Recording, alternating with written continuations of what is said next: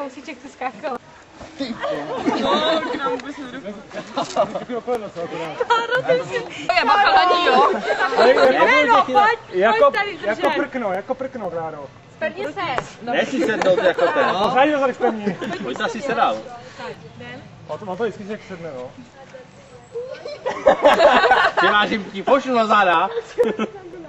Ale nesedej si hlavně, buď napnutá. Jo! Zase ví, je blbý. Nemám na nohu. Tak jedu. Ne, pojď. Teď se tím soustředíme, jsme připravený. Jsi připravený, tak můžeš, jo?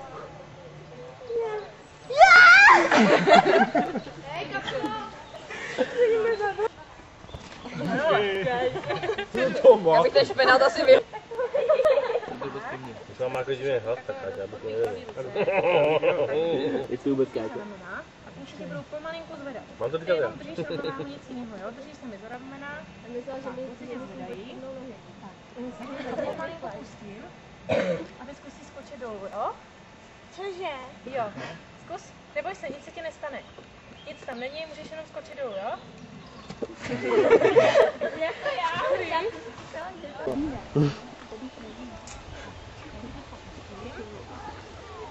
Zkus skočit dolů. Neboj se ničeho, nej tam žádná nástraha. Jo. Tak, měli.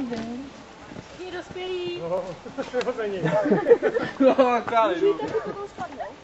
Spadnout můžeš, ale... Co teda? Co to? Co chtělo? Jo. Jo, pojď. Tam je to tady. Počkej, ale tohle... Hej, Ondro, mě by pustili. Ty to by mě pustil. To je blázen. Po zadku, krásně.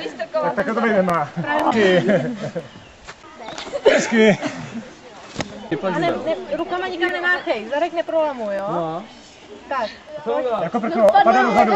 A padej dozadu. A ruce Pevně svaly, nohy zádačem spevni. Takhle úplně buď pevnej. Úplně, co nejvíc půjde, zadek spevni. Zatažit!